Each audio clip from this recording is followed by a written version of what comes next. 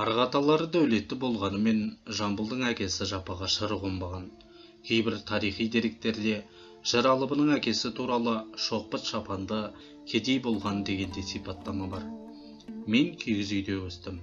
Сол кездегі барлық қазақ балаларындай мен де көшкенде бесінмен ала жүрді деп, кейін балалық шағы туралы естелік айтқан Жамбыл Жабаевтың сөзіне қарағанда қоңырқай тірлік кешкен.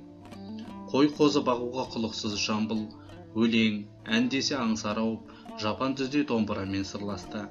Ән салған бала Жамбылдың даусынан хан, байғара, Жамбыл таулары жаңғырып, өзі ән айтқан сайын жігерлене түсетін. Өнерге құштар баланың дүмше молдадан сауат ашуға да ниеті болмады. Есесіне қарттар қауқылдасқан бас қосуда, той кештерде сауық құрған ортадан Жамбыл қалмайды екен. Ес біліп, етек жиғала, ел аралаған сал серілердің айтыс ақындарының алдын көріп өсті. Жамбыл Жабаев шығармашылығының шарықтау шегі 90 жастан асқан кезде келді. 1936 жылы Мәскеуде өткен Қазақстанның мәдени 10 күндігінің шымылдығын Жамбыл ашты. 360 өнерпаз барған бұл мәдениет күндерінде жыр алыбы Жамбыл Жабаевтың, әнші Күләш Бәйсейітова, Манарбек Ержановтардың жұлдызы жанды, абыройы асқақтады. Жамбыл сол жылы еңбек қызыл ту орденімен марапатталды. Басылымдар сол кезде қарт Жамбыл туралы қайта-қайта жарыса мақтап мақала жазып аптығы басылмай тұрды. Өнер өлкесінде абырой атақтан бөлек қызғаныш қараулық дейтін іштарлықтың қатар жүретіні бар емес пе? Ресейге баратындардың тізімі жасалып, бата тілекті мерекенің ашылуын Жамбыл жасайды дегенде, бәз-біреулер Мәскеуге домалақ арыз жөнелтіпті. Жамбыл ешқандай да ақын емес, жыршылығы да күмәнді деген күстана сөзбен көлеңге түсіргісі келген. Сол үшін орталық комитет жазушы Леонид Саубелевті жағдайдың анық қанығын білуге Ұзынағашқа іс-сапарға жібергенде, Жамбылдың жыршылығына таңғалған жазушы 3 күн қасынан шықпай қойған.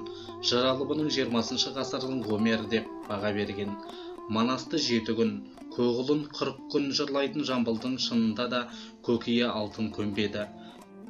Мың бір түнді, мұңлық зарлықты, қыз жібек, алпамыс жыр дастандарын, қисаларды жатқа соққанда, Жамбыл қазақ ауыз әдебиетінің соңғы өкіліндей болып көрінді. Өтеген, сұраншы батырлар туралы ұзақ дастандары даңқы шайырдың төңкеріске дейінгі шығармашылығынан сақталған қомақты мұрасы. Қарт жыршыға кеңес одағы обалы не керек барынша қамқорлық көрсетті. 12 бөлмелі үйінде жұмыс, медициналық кабинеті де болды. Жеке дәрігер де бекітті. Темір тұлпарды да тізгіндеп берді. Жамбыл шығармашылығының шоқтығы биігі айтыстары деп байлам жасауға болады.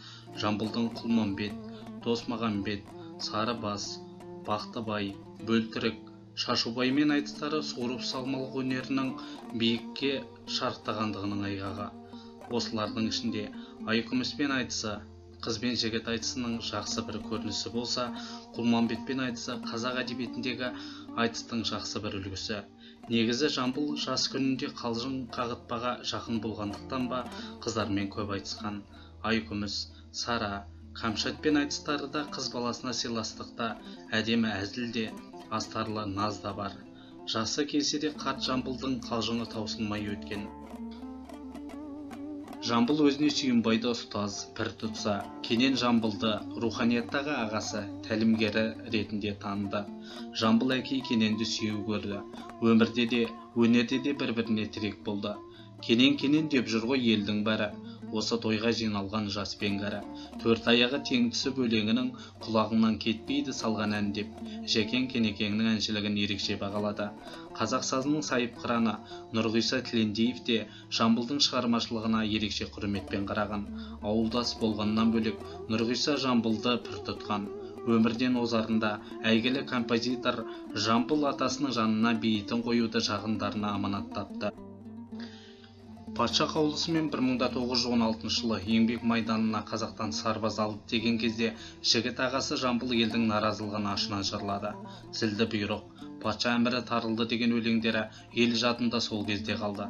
Генерал-губернатор Михаил Фальбаумның өктемдігін сынады. Елдің зары, ақын шығармашылығынан орын алуы заңдылық. Ақынның соғыс жылдарында отан қорғау тақырыбына арнау шығарған өлеңдерінің жалпы көлемі 3000 жолдан асады.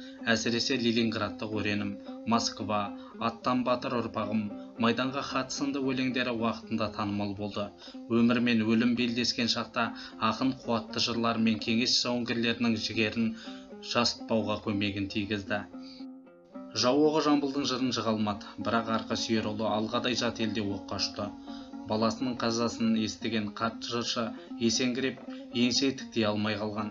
Жыр алыбы Жамбылдың қасына ресми түрде үкімет әдеби хатшы бекітіп берді. Соның ішінде әр жылдарда Тайыр Жароков, Ғали Орманов, Қасым Тоғызақов, тағы да басқа адамдар ақынға хатшылық жасаған. Жамбыл ауыз әдебиетінің өкілі болғанымен кейін тосыннан шығарылған жыр шумақтары көп. Ел арасында елеусіз қалған арнаулары да ара кідік төбе көрсетіп қалады. Жамбыл айтқан екен сыңайда соңғы кезде әңгімелердің жаңа толқыны шыға бастады. Алайда оның бәрі жүйелестіріліп болған жоқ. Әндеріне қатысты да осындай аз-кем олқылықтар бар. Кейбір ән жинақтарда Жамбылдың өлеңі Манарбек Ержановтың атына теріліп кеткен. Ғасырға жуық ғұмыр кешкен қарт қазына Жамбылдың шығармашылығы рухани бұлағы, ел білетін өлең жырларымен сарқылып қалмағаны анық. Әдебиетшілер үшін демек жыр алыбының жаңа қырын, тың өлең жырларын табу, жұмбағы көп Жамбылдың болмысын айшықтай түсуге сеп болатыны сөзсіз.